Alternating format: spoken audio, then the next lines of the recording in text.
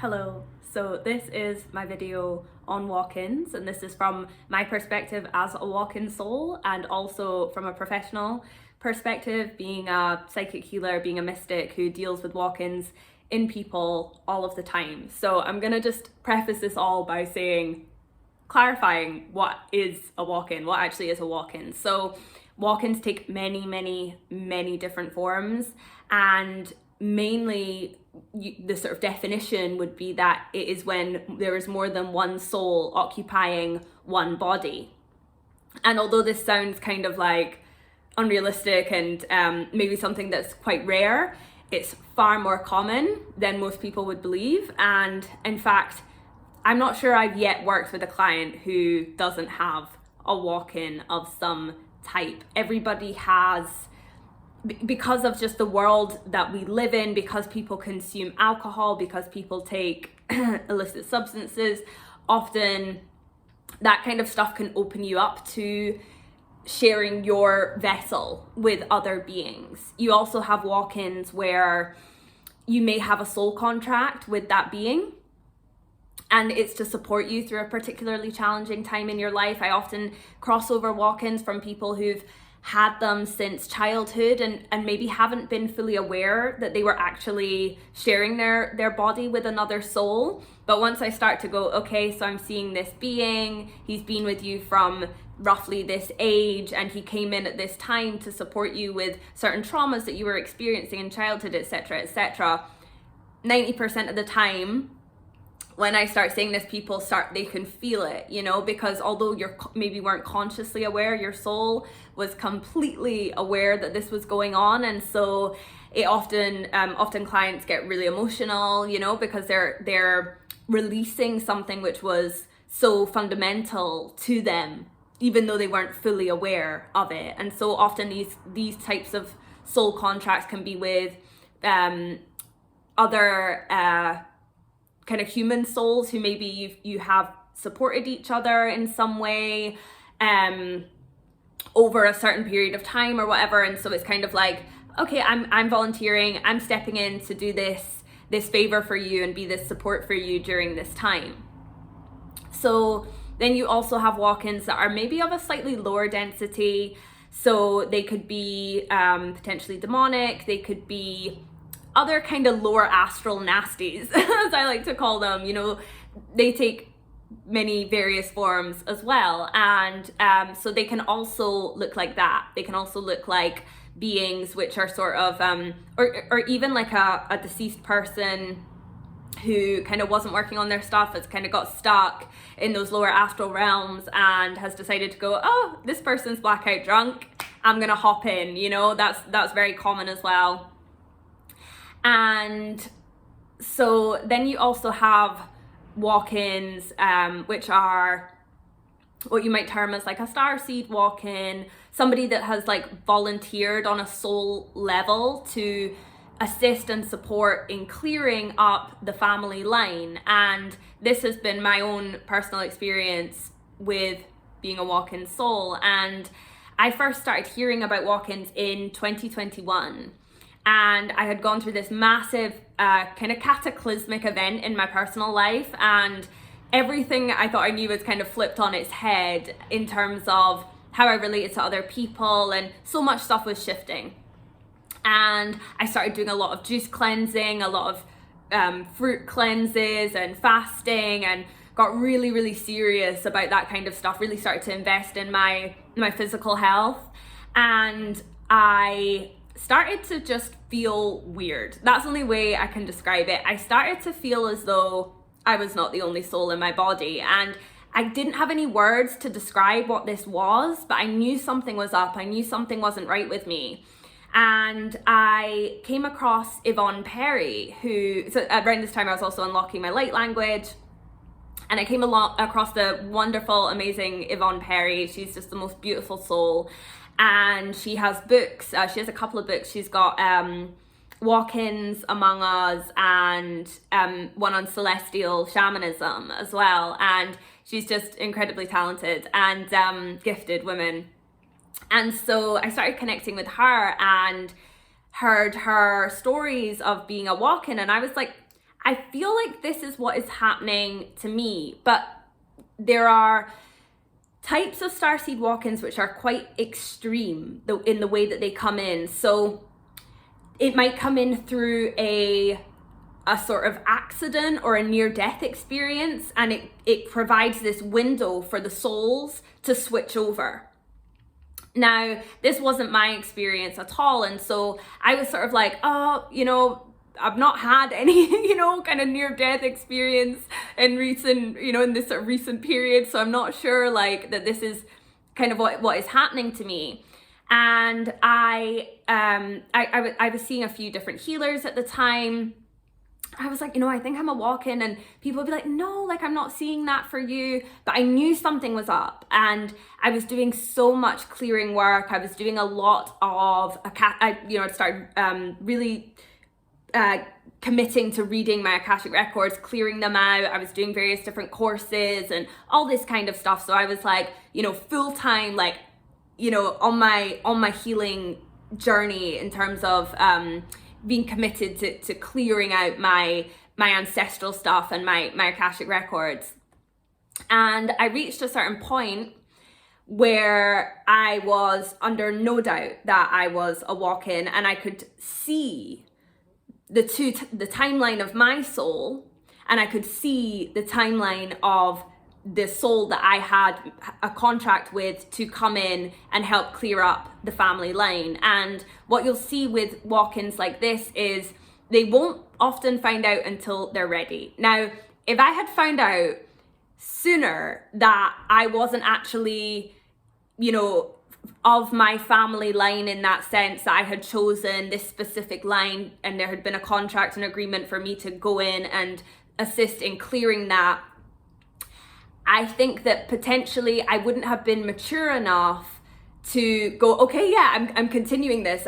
I maybe would have still had some wounding, which would have made me go, well, it's not my job to clear this up. I'm not going to clear this up, kind of thing. And I think you find out exactly when you're ready. And, I've received so many times, like sometimes I'll be working with a client and I know they're a walk-in. I know it. They've got all the hallmarks of being a walk-in soul, but they're not ready to know.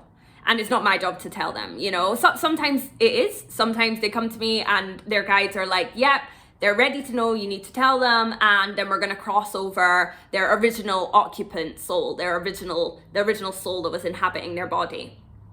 So sometimes that is the case. Other times it's like, not quite ready. So just let them, do their thing. Because you don't want to tell people things too soon. That's one of the real ethics of psychic practice is that you hear information about people all the time. Does not mean that you share it with them, because you could really damage somebody. To be quite frank, you could really, really damage somebody if they come into a knowing about something too soon. And so for me, I found out at exactly the right time, and it was really kind of emotional. When I found out, it's like I had got to a certain point where I had done enough clearing of my ancestral line that contract between us was over. That contract between me and that other soul to kind of free them from this bondage was done. It was, it was over. And so it was kind of emotional. My friend, who's also a psychic, she helped me cross that soul over, because it's quite challenging to cross over your own original occupant soul, because you've had this bond with them for so long.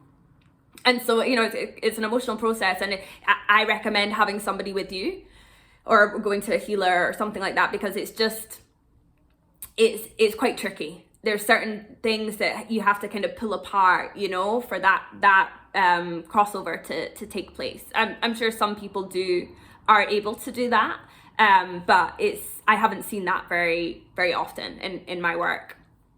And so when I crossed her over, it was insane. I felt the most spaciousness I had ever felt in my body. And this is something that a lot of people who didn't realize they were walk-ins and then found out report is like, whoa, suddenly I have all of this room to just and it was like all of my soul's coding was like coming into my cells and like coming all the way through my body. It was an magical, amazing experience, but it was also incredibly intense. And I was in Nicaragua at the time, and I just, the energy there wasn't suited to me anymore. And the day after I crossed over my walk-in, I got on the bus to Costa Rica, and I booked this really nice apartment to stay in, because I was like, I just want to stay somewhere like really, really nice. I don't want to see people. I don't want to like leave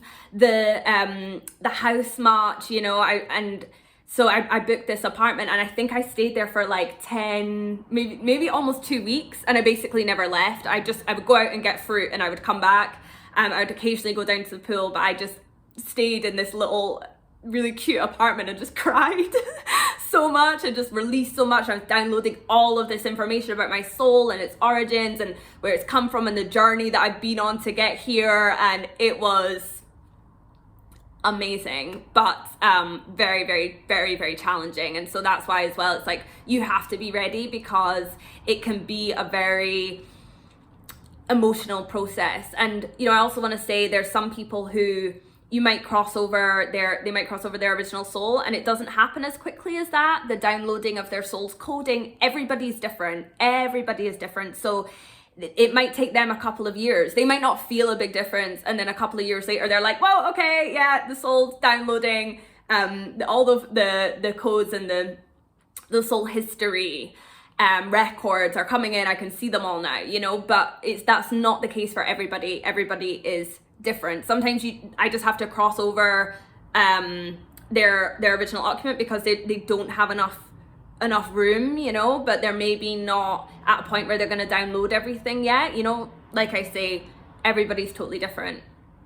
And so with walk-ins with clients as well, like I say, I rarely see a client that doesn't have some kind of attachment, in terms of, and that doesn't mean that it's all bad, like I had a client who had, in a past life, her partner, they had got together, and they were young loves, and he died very, very suddenly, and it was very, very shocking for both of them. And what happened was their souls kind of fused together. So although she was left alive, he fused his way all in her, like I was like, I don't know how you think clearly, because it was, as soon as I was in her field, I was like, whoa, and they had this, he hadn't left her for multiple lifetimes. They had been entangled all around each other, all around her head, all down into her heart space. And,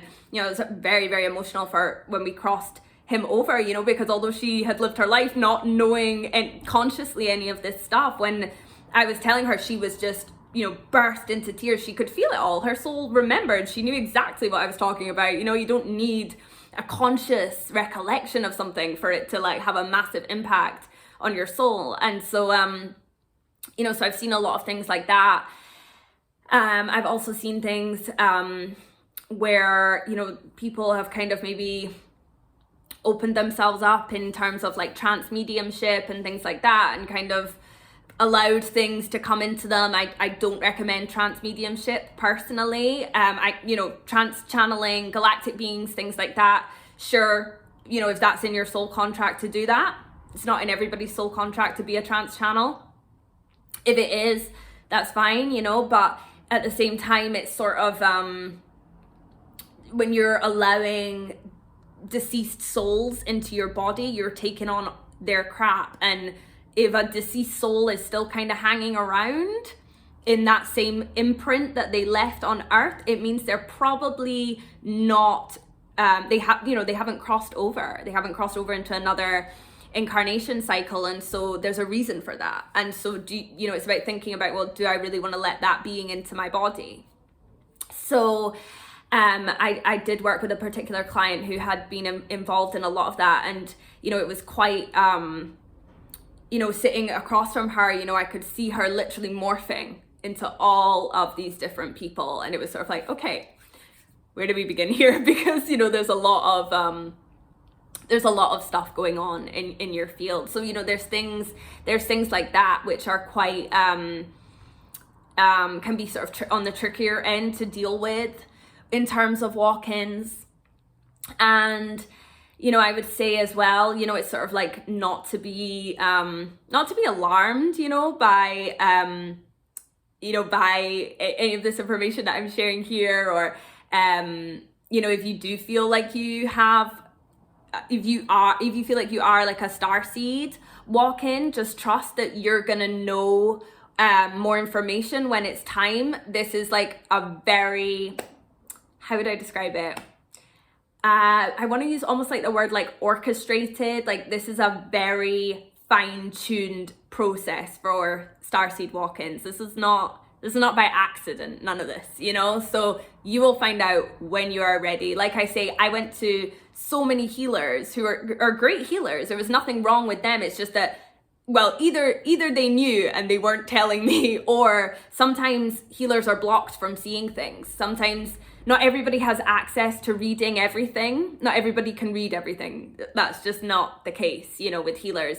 We have different access to different things depending on what's going on in our fields, what's our relationship to the person that we're working with, what's our relationship with their guides, what's their guides' relationship with our guides. There's so much other stuff going on, how deep you've gone within yourself, etc., etc. So either they weren't telling me, they did know, but they knew not to tell me, or maybe they just couldn't actually read it. Sometimes our akashics are too heavy for other people to be able to tap in and see certain things. So yeah, so I'm just trying to see if there's anything else that feels relevant to mention. Yeah, I think sort of in terms of if you feel like you have, there comes a point where like it is useful to cross them over, right? It's useful to cross over the original occupant soul. It's useful to do that, because if it's something that is kind of blocking you now, like for example, that woman with her partner in a previous life, it was blocking her. It was like causing all this stuff in her field. She was having headaches, things like that.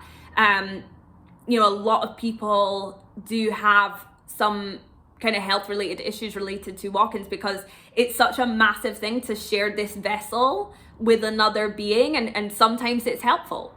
Like I mentioned with the soul contract, sometimes it's helpful because this, it's a starseed walk-in who's supporting clearing the family line. That is helpful, but it comes a point where it's no longer helpful. And so I would say in that case, seek professional support, because it's kind of, I wouldn't say most people will know how to cross over a walk-in on their own. There can be contracts that you have to clear. There can be cords that need to be removed. It's just a thing you kind of want support with. But I do think as well that, especially with the walk-ins where it's like you might have somebody that was here supporting you for a certain amount of time, I do feel like that crossover can happen naturally, if that makes sense. Or sometimes you might shift your vibration and you're no longer a match to lower entity beings. So for example, if you have like a walk-in related to smoking, you're smoking cigarettes or your other substances or alcohol or whatever, and you suddenly you decide, actually I'm no longer gonna smoke, I'm no longer gonna drink, whatever it is, you can drop them, because the attachment that you had with that thing that was the portal or the window to allowing other beings into your field has now closed. So, they kind of just fall off. They fall off. So yeah, I almost just see like washing just blowing off a line, it's just like, it's just not there anymore. So, well, that's the image my guides were just showing me. So yeah, so I kind of feel like that's it. Yeah. If you have any questions about walk-ins, I could talk about walk-ins all day. From personal experience, from professional experience, from all different angles. So yeah, if you want to kind of ask me any questions, or maybe you've got some of your own experiences that you're curious about, feel free to message me, feel free to email me, feel free to leave a comment. and I'll get back to you. And thank you so much. I hope you've enjoyed this video, and take care.